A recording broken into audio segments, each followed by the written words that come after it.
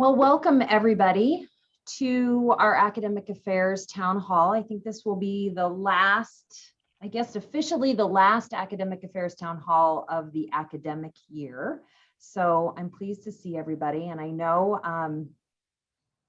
might not be the most ideal time since it's 2 o'clock on the Friday before spring break, but I'm very, very happy to see you all with us anyways.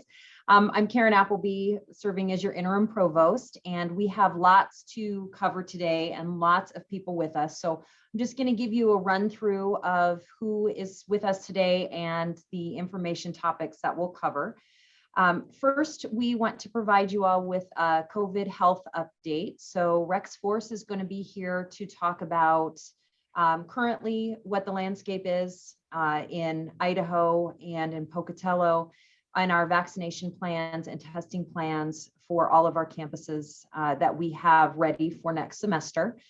I will also give you all an update on the fall 2021 academic schedule and address any questions you have on that, as well as the back to work plan that we have in place, so you can be prepared for that, to transition to that throughout the summer. We have, I believe, with us today, and I'm not seeing everybody, our subcommittee chairs, Laura Ahola Young and Rick Wagner, who will be talking about our faculty COVID impact subcommittee and the incredible work that they did to provide information for us on the impact that COVID has had on faculty and the suggestions they have for academic affairs. Joanne Tokel is going to provide an overview on our program health process and also our accreditation visit, which will be happening next October. And then we will wrap up with Glenn Nelson giving us a overview of the budget, an update on the budget, and then also Brian Sagendorf giving us a little bit more information on changes in employee compensation. We're going to do all of this in a 1 hour time period and give you time for questions. So lots to cover today. So I think we'll go ahead and get started. So I'm going to turn it over to Rex. Thanks, Karen. I can just provide a quick update. The rates of COVID in Pocatello on the main campus here continue to decline, and it's been very positive.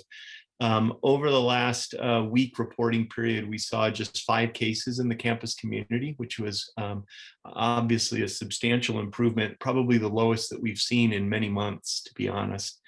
But we still have COVID in the community. We're still seeing severe illness, and we're still seeing a few deaths statewide. And so we're still obviously operating at our operational level yellow.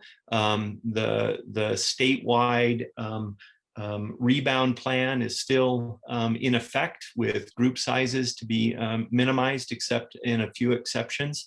And we are sort of continuing that for the remainder of the semester and into the summer. We will continue to look at COVID disease rates, both on campus and in the community, as we move forward and set those operational levels, but we hope to see continued improvement. I'll say that vaccine uptake has been quite strong in the state of Idaho and across the country, but we're seeing a big plateau on that right now. So if you or those you know, your family members still need to be vaccinated, I would strongly encourage you to do so. And that is available with the collaborative site at the Sports Medicine and Orthopedics building next to Holt Arena, primarily being coordinated by SIF, but also staffed by some ISU students and faculty. So there are good opportunities for vaccination there, as well as at a lot of pharmacies and other clinics in the community. And I'll touch a little bit more on ISU opportunities. There are, and I see Chris Owens putting a chat, something in the chat about being able to make an appointment online for those vaccine opportunities. We continue to do some testing and screening on campus. And our screening site is still operational in vocational arts. We also have screening opportunities available on the Meridian and the Meridian and Idaho Falls campuses. This screening will continue into the summer. We have small numbers of screenings continuing. Folks that are walking up, there are some groups that are still being screened. Athletics is still being screened fairly aggressively per NCAA guidance. And so we will continue to have screening on campus and available to the campus community. We also can use that site for supporting travel. So unvaccinated individuals, per CDC guidance, should have screening before and after travel, particularly if you're traveling out of state or utilizing public transportation like airplanes and that sort of thing. Again, that's unvaccinated individuals should have screening before and after. Vaccinated individuals, the CDC guidance is much less prescriptive. And as I've already mentioned about vaccinations, we do have vaccinations available essentially on our campus here at ISU in conjunction with the SIF, Southeast Idaho Public Health site. Typically that's on Thursdays and Fridays. Our Bengal pharmacy had Johnson & Johnson vaccine available. As I think most everybody knows, the Johnson & Johnson vaccination across the country was paused as some adverse events are being evaluated. And we expect to have, if we haven't already, I haven't checked the news sites, but we expect to have some guidance from the CDC and FDA today or in the very near future on how the J&J vaccine will be reinstituted and in what way. So Karen, that's a brief update on those three topics. If we have questions, I'm sure people can pop them either in the chat or I'm happy to answer them at the end with Ginny as we get through the presentation today. Great, thank you so much, Rex. And Ginny, I apologize. I skipped over your instructions. So that was a nice segue that Rex just gave us. Do you want to give everybody instructions for questions or comments? Thanks, Karen, you bet. So just like every other town hall that we've done on campus, you can ask either publicly in the chat or you can send a message directly to me and I will ask your question anonymously. And if it's anything that you need more information on after the fact, you can always email me and I will track down that answer for you. I'll make sure and put my email in the chat as well. And we do have one question for Rex. Karen, we can take it now or later, whichever you prefer. Okay. Rex, one question for you. Many campuses nationally are mandating general vaccination for fall semester return. Any talk about that in Idaho? Would we do so if allowed to? So we talked about that a lot over the last few months. And while I personally think it's a great idea and that some businesses and college campuses, as you note, have mandated that, including the entire California system. I just saw it was announced yesterday or today, has mandated vaccination for return to campus. Our governor really has signed an executive order about vaccine passports and essentially outlawing those. And so with that kind of guidance coming from the governor, it's not likely that we will see mandated vaccine for return to campus.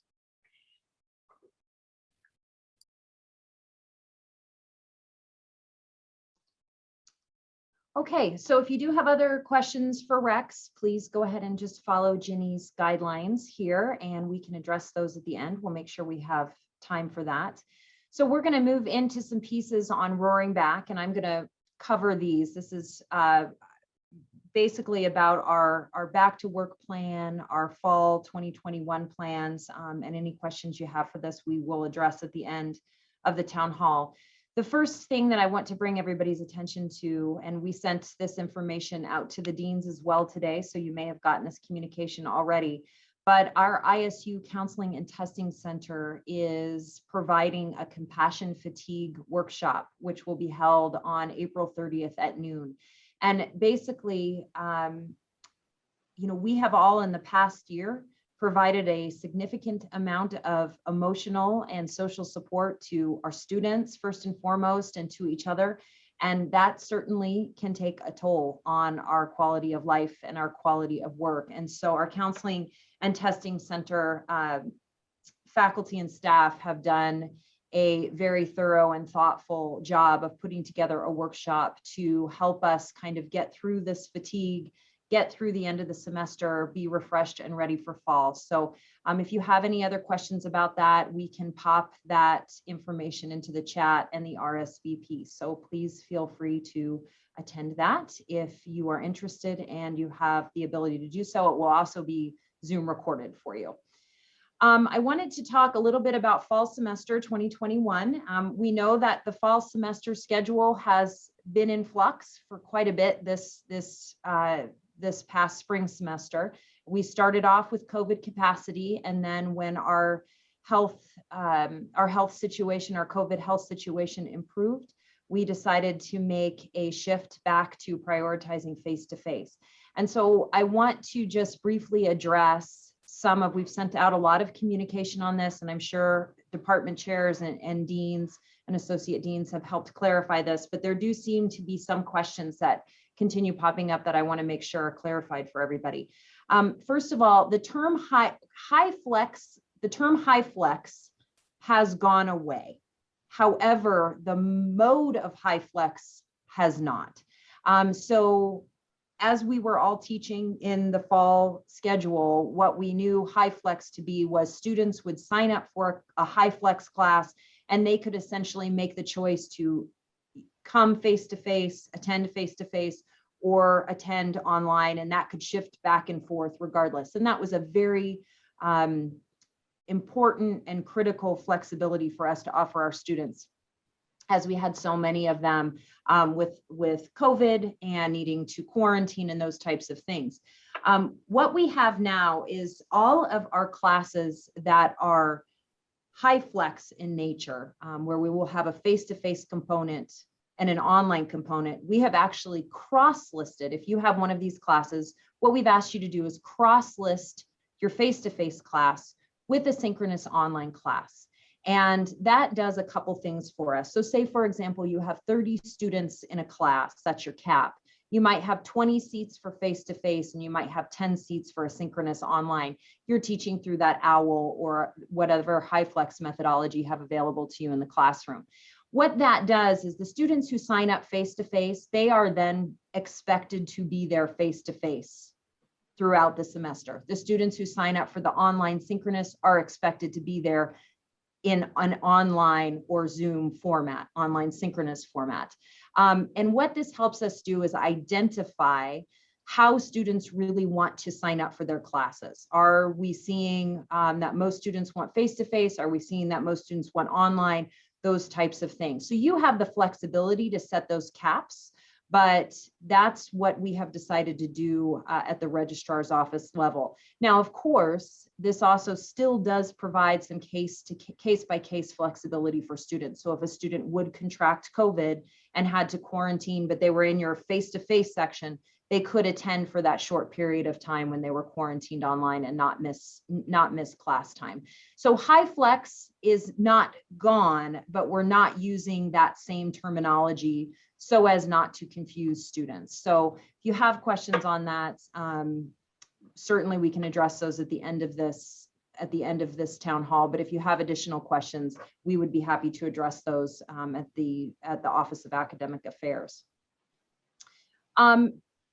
For the next piece, and I apologize. I'm going to pop down to the return to work plan, and then I'm going to go up to our COVID impact subcommittee report. In an effort to move back to and prioritize not only face-to-face classes, we are moving back to prioritizing our face-to-face work life again. And so I'm sure many of you saw the memo that came out a little bit earlier. I think it was last week, about the phase back to face-to-face. So the first part of this phase back is that all 12-month employees will be returning to campus on June 28th in the process of making all areas functional by August 2nd, which is about a week before faculty are back on contract. If you're a 9, 10, or 11-month faculty member, you of course will return to work as scheduled. So in that August timeframe, if that's what your contract looks like. Work from home exceptions will still be allowed. but those need to be documented in the telecommute contract that we have on place. So if that is something that you need to do and you want to explore with your supervisor, please do so in that manner, and they can guide you and walk you through that process. So if there are any questions on that, certainly you can contact the Office of Academic Affairs or the Office of Human Resources, and we can help with that. So I would like to now turn it over to Laura and Rick to give you the report on the Faculty COVID Impact Subcommittee. Great, thanks, Karen. This is Rick Wagner. Laura Ahola Young is here as well, but we flipped a coin and decided I'll go ahead and talk. With time and everything we have, I'm going to try to do this quickly.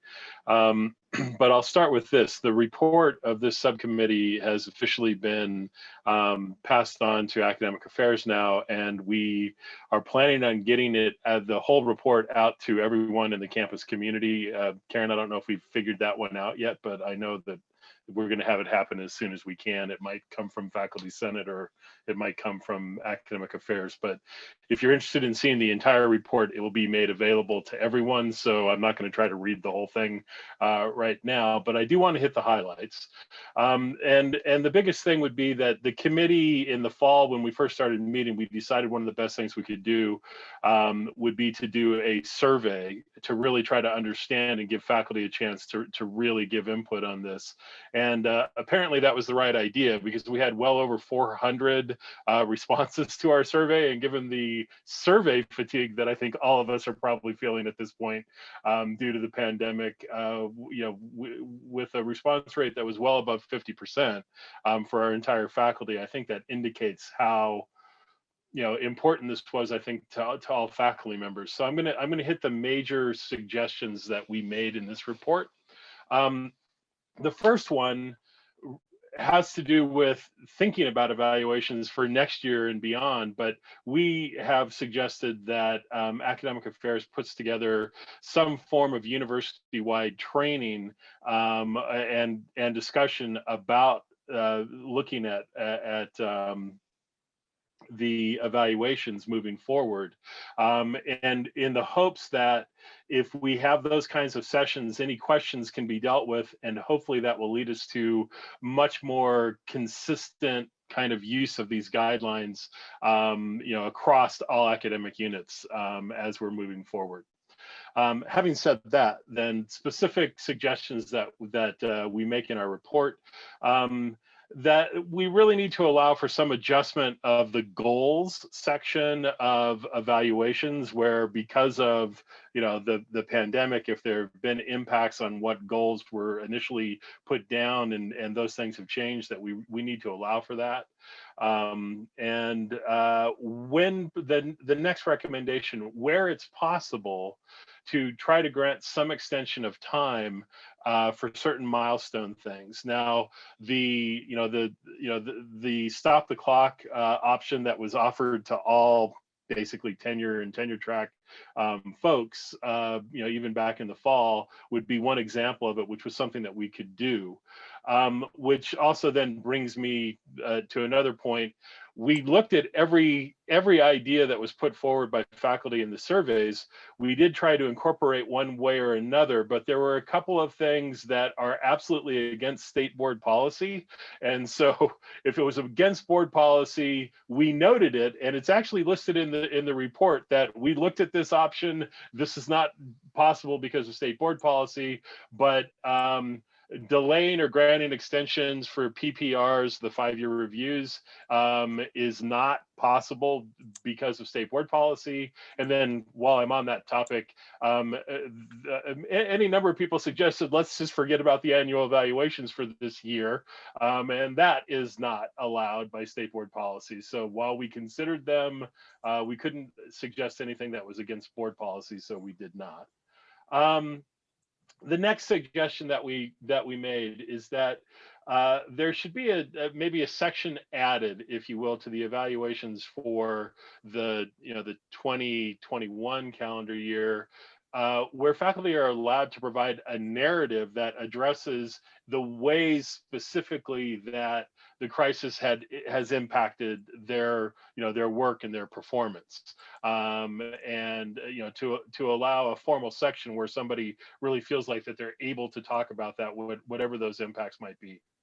And then from there, the general idea of just taking a longer view, which is to say, it's very reasonable to expect that we might see some differences during the pandemic period. And if those are in dramatic contrast to the longer history that a faculty member has with their performance, it's that longer history that should very definitely be given the real emphasis, not any particular problems that might have happened within the middle of the pandemic. And then finally, obviously, I think mostly people were particularly concerned about teaching evaluations, in the sense that, and I think even the compassion fatigue, the workshop that you started with, Karen, all the students in our classes were being impacted in huge ways, obviously, with the pandemic. And there's no doubt that might have had some impact on the kind of evaluations that came out of classes. So, to really, keep a strong eye in thinking about, there could well be some variation in some of the teaching evaluations that may not directly be the responsibility of the faculty member, or even related to what the faculty member was doing within the classroom. So I think that kind of wraps up the major suggestions that we made. The report itself has a lot more detail from the survey, including a lot of the open response answers, and we had almost 150 pages of single space type. Once we gathered all the open-ended responses, we had a huge job to go through all the data and put these things together. So because faculty gave us such great information, we tried to pass on, without making the report be ridiculously long, although I believe it's about 13 pages. We tried to pass on as much as we could to get the feeling and the voice to the faculty to be a real part of what the overall report was. I think that hits the highlights, Karen. Thank you, Rick, and thank you, Laura, and I for not only giving that report, but for chairing this subcommittee. And thank you to all the members of the subcommittee as well. That was an extensive amount of work, but very critical to our success moving forward, and making sure that faculty have what they need, as we transition back to a more new normal, I would say. And as Rick mentioned early in his update, we are working with the subcommittee, and we will work with Faculty Senate, and we will take all of the recommendations that come out of this report very seriously as we plan for next year, and we'll report out on some of the changes that we make as a result. So Darren, could we go to the next slide? All right, so I'm going to turn it over to Joanne for a program health update. Okay, thank you, Karen. Good afternoon, everyone. Program prioritization, known here at ISU as program health, is required by State Board Policies 3F and 5B. Policy 3F requires the programs to be placed in quintiles. Programs in quintiles 1 and 2 were asked to develop action plans, which could include improvement plans, consolidations, restructurings, eliminations, new programs, reallocations, and other innovations. Administrative Council and Dean's Council provided feedback to the programs to use in their action plans. And they have been working on this since about February. Action plans are due on May 1st. There were a small number of action plans that impacted the upcoming budget, and those were submitted early by March 5th. Faculty should know that they will have the opportunity to review these action plans for one last look and provide comments during the week of May 10th through 14th. We need a little bit of time to assemble the action plans and share them out with everyone. A final report that includes the action plans will be submitted to the State Board of Education in June. Programs will resume working with the action plans next fall for program actions that will affect the fiscal year 23 budget. And are there any program health questions before we move on to accreditation? No? Okay. So as you know, the Northwest Commission has a 7-year accreditation cycle. We are in year 7, which means we have a site visit and some reports to file at this time.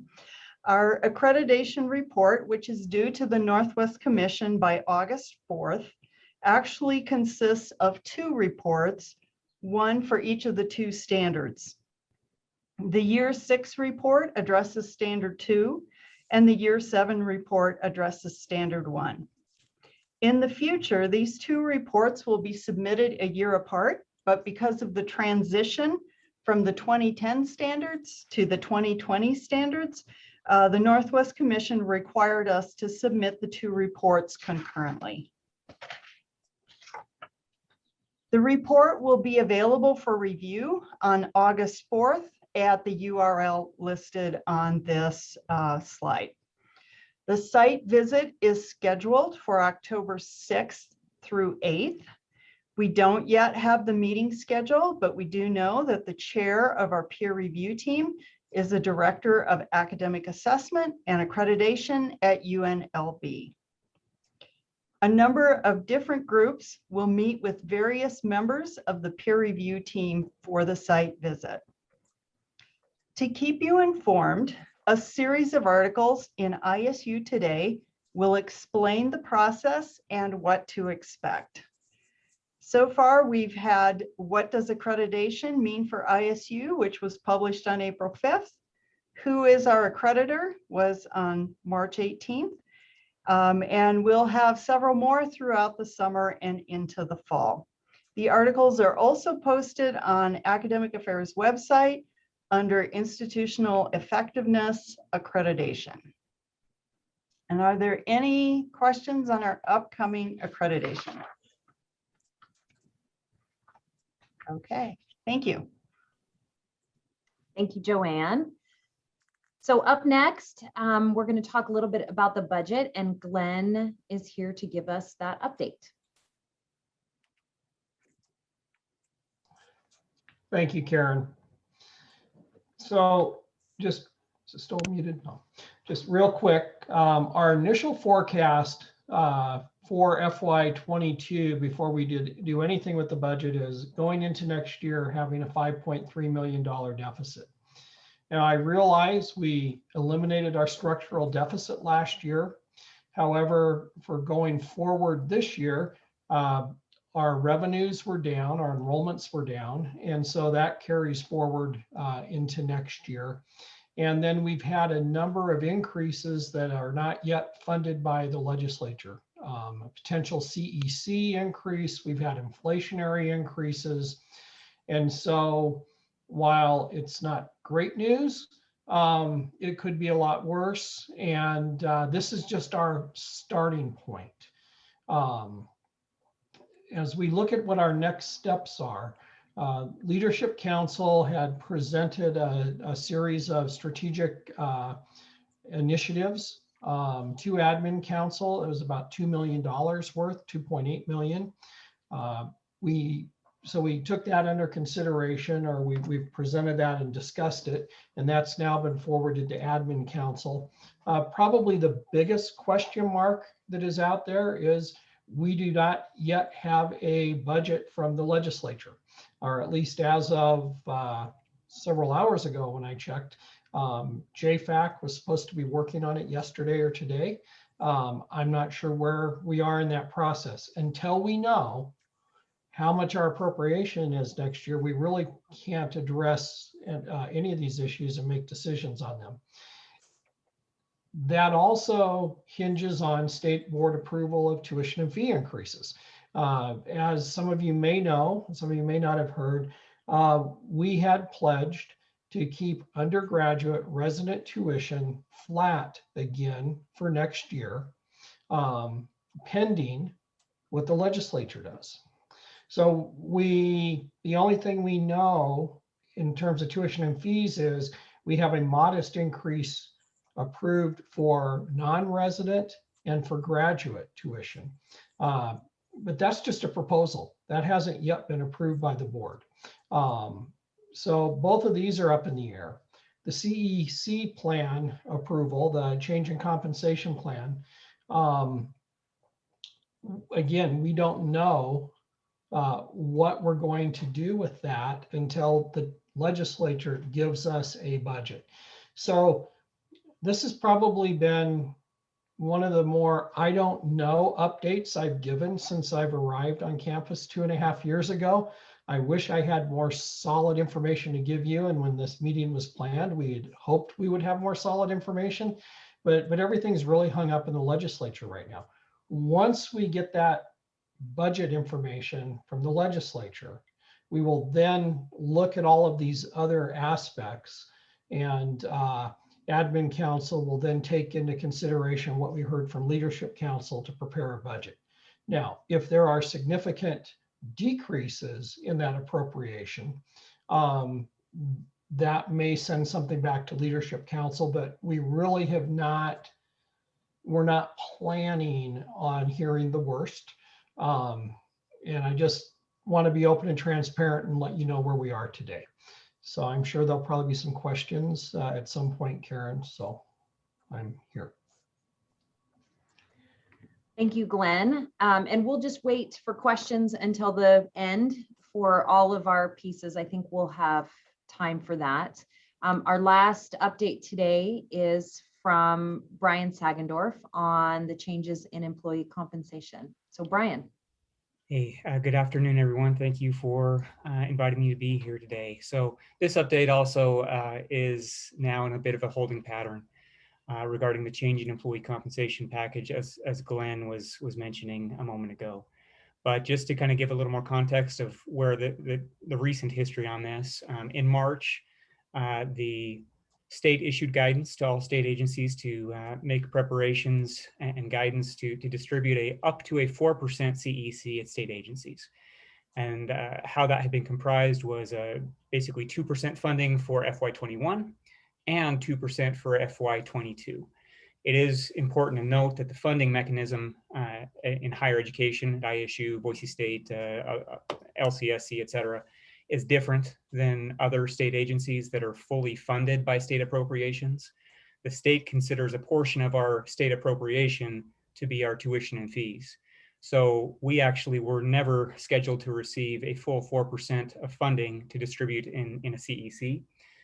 We did begin preparations to plan for an approximate 2.5% CEC package based on what we presumed to be the available funding to us. But as Glenn mentioned a moment ago, on April 7th, the legislature voted down the higher education budgets, and now we are in a holding pattern. So our funding now is unclear. We're hoping to receive additional guidance soon so that we could potentially still implement some type of CEC package. But we have to wait and see what JFAC comes back with and what the legislature will approve in terms of the higher education budget.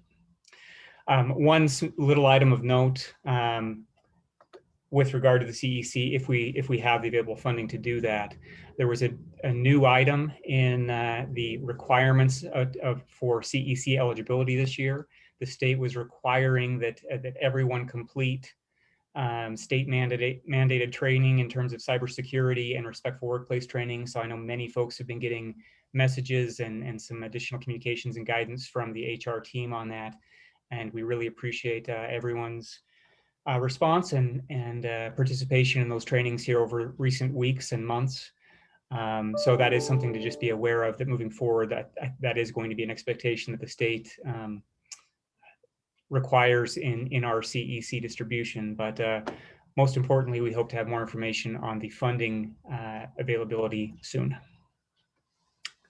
That is it, and I will stay on and be available for any questions as well, Karen. Thank you, Brian. And I'd like to thank Glenn and Brian. It's a very, very difficult situation for the entire institution to be in, to not have an appropriation yet and to have these important big decisions made. And so we were hoping, as Glenn said, that we would have some more concrete information for you on the budget and CEC from the legislature. We don't, but we will communicate that to you as hopefully that moves forward sooner rather than later.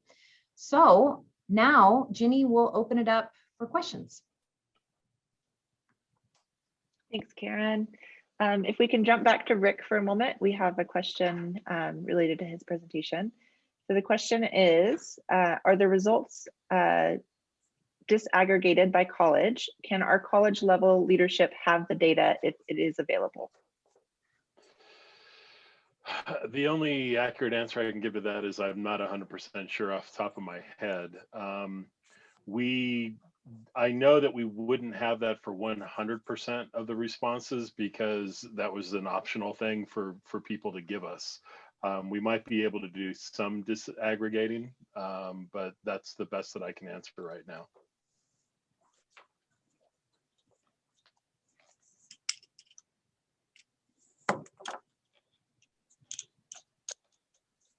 Okay, thanks, Rick. Karen, while we're waiting for any other questions that come in, one for you and Glenn, is this just basically a waiting game now with the budget? I know there's so many factors to this. Is there anything that any of us can do to help? What can we do? Glenn, do you want to take that first?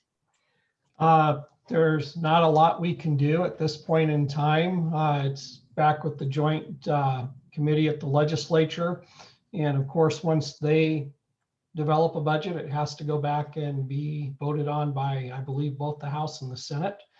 So it's really just a waiting game. I appreciate the offer for help. Jen, if you have any ideas of how someone can help us, go ahead and speak up.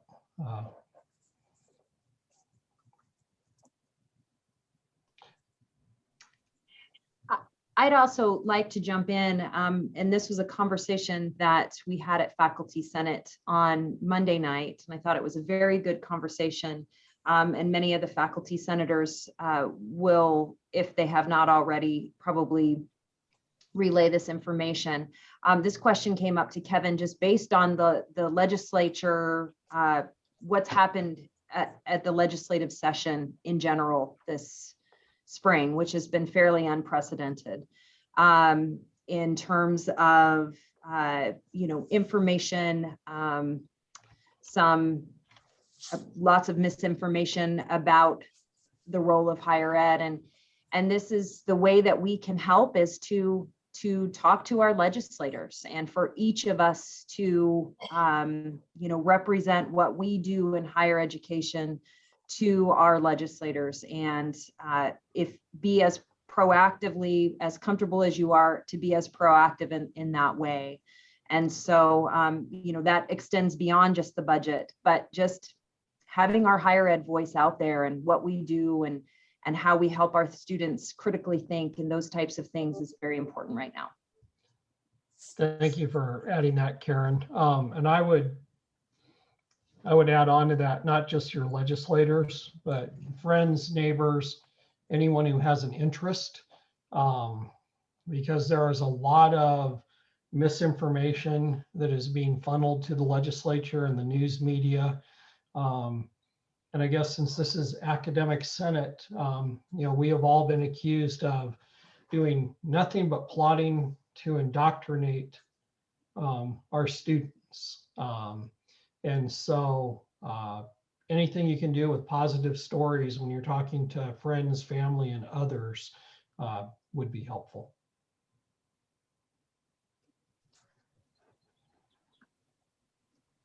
Excellent. Thank you both for that bit of information. That I'm glad to have have some choices there. I feel kind of helpless. Okay, so next question. For in-seat classes in the fall, will there still be requirements for masks, or will there be no remaining health requirements in place? Is Rex still on the line? Yep, I'm still here. Rex, would you mind addressing that? Yeah, Jenny, could you just kind of broke up at the end. Do you mind repeating it? You bet. For in-seat classes in the fall, will there still be requirements for masks, or will there be no remaining health requirements in place? I think that's still premature for us to be able to answer that. And I wish we could say that we're going to be 100% back to, say, fall of 2019 kinds of standards. I think that's our goal. I think it's going to depend on vaccine uptake and how much disease is actually occurring within the community overall. So our goals are to have regular class spacing and regular activities and regular athletics and arts events and all of those kinds of things for the fall.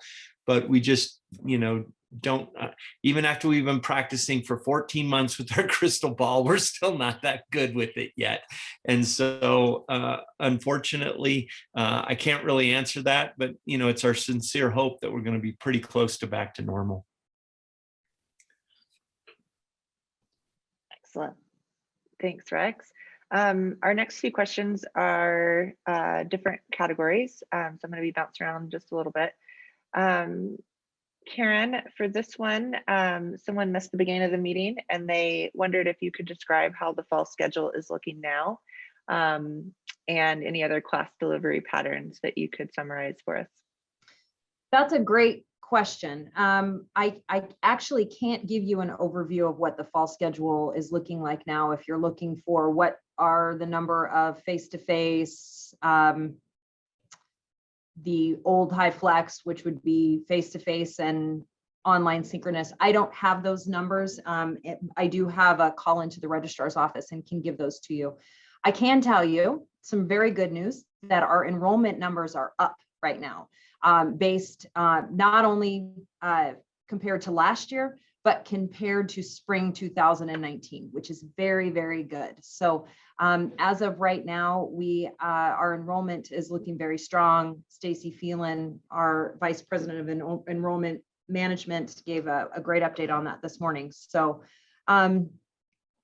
I hope that answers that question. I can certainly get those numbers for the deans and get that information for the deans and then out to the faculty as quickly as possible. Make a note of that. Okay. Thanks, Karen. And while I have you, I'll direct this one to you as well. Okay, I'm going to generalize this question a little bit. So if one of our deans has stated that new faculty hires will only be given to programs deemed healthy by the program health quintiles, what would be your view of that policy? Ginny, I know you were doing an overview. Can you restate that? Sure.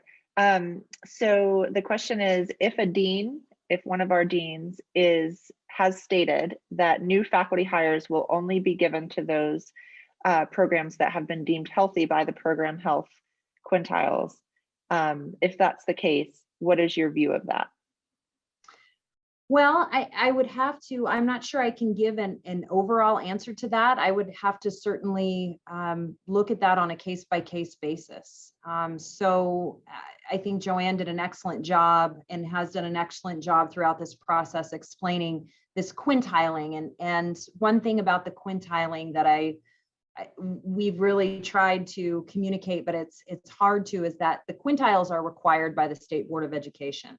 So they require that we use a quintiling process, and we had 5 quintiles. The bottom 2 quintiles are the programs that were required to bring forward action plans. So that leaves a solid number of programs that were quintiled, but they may not be quintiled in the bottom two. I don't know of any policy we have right now that is related specifically to allocation of new faculty to programs in or out of certain quintiles. But I would work with a dean if there were questions or concerns on that, certainly. Okay, thanks, Karen. I encouraged the person who asked the question to reach out to your office or Joanne's office with any details or specific questions. Absolutely. Okay, next question is back to budget. For Glenn, can you explain the CEC a little?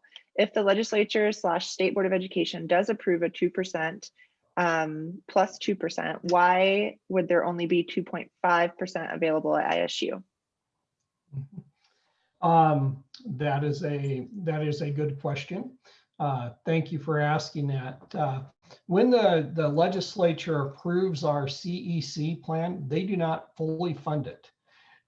It may be a 2% plan. However, we only receive funding for about 1.25%, anywhere from 1 to 1.25%. And typically we fill in the difference through raising tuition. But if we are not unable to raise tuition, they've essentially have not given us enough money for a 2% plan. So I realize there's some messaging that may be confusing coming out of state government. When we receive messages that say there will be a 2% increase for everyone, that's a 2% plan that is based upon our appropriated budget. And so that's no different this year than it's been in the past. But the one difference this year is at this point in time, we're not planning to increase tuition and fees. So the only way we could actually give a pool of 2% of raises is to then find money for about 0.75%. And the same scenario for the 2% that was approved last year. And prior to the holdbacks from the governor, the presidents and the state board had negotiated with the governor that last year we could take the 2% they gave us, create a pool and spread that across, and we wouldn't have to give 2% on average to everyone because we were not raising tuition last year. So I apologize for the confusion in messaging, but you have messaging coming out to state employees who are in organizations that are predominantly 100% or close to 100% on appropriated budgets.